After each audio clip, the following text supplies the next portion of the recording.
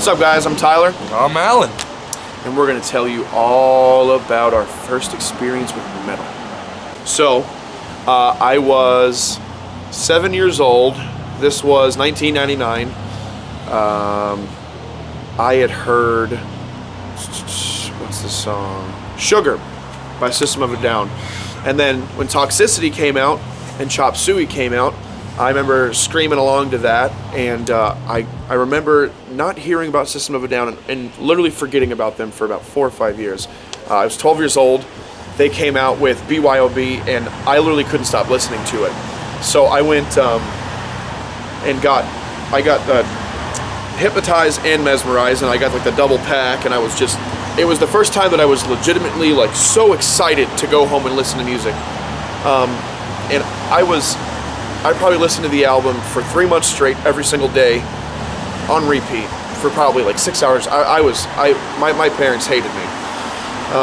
So I bought, my dad and I, with allowance money, I bought 2 tickets to pretty good seats at Ozfest 2005. The lineup was insane. It was insane. I mean, you could probably pull it up too, but it was, I remember Full-Blown Chaos, Bad Acid Trip, Devin Townsend's project, Strapping Young Lad, Walls of Jericho, oh my god, Between the Buried and Me, Norma Jean, Atreyu. This was all the side stage. There was so many other good, All That Remains was there. Zakk Wylde and the Black Label Society were there. I did not know any of them. I did not know any of these bands. I'm like, I was looking and listening to death metal, and it was just like destroying my face, and I was just like, what is this stuff? Like, it was incredible.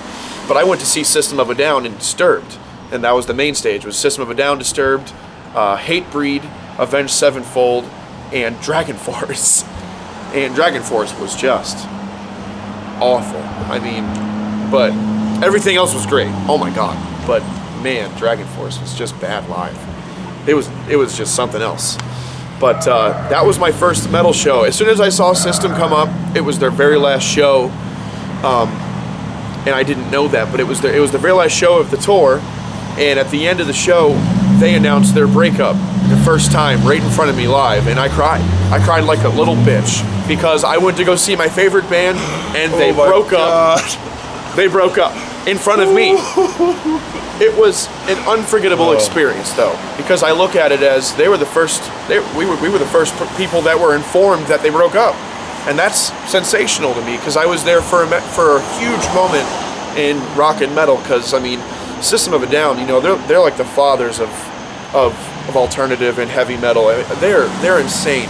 They're my hugest rock and roll influence, definitely. But that was my first show, was seeing System of a Down break up, and I cried pretty hard. That is an awesome story. I don't remember hearing that one. And I remembered while you were telling it, my first show wasn't actually a metal show.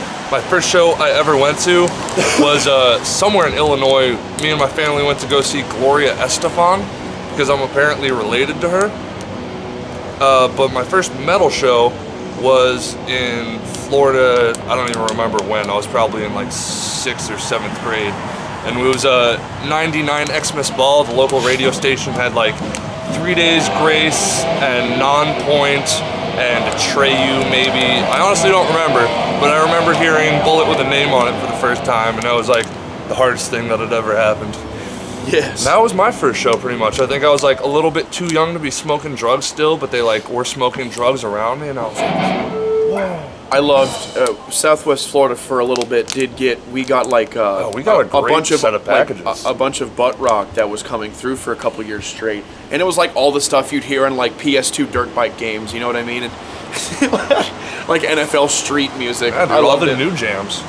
Definitely. Yeah, those were our first shows.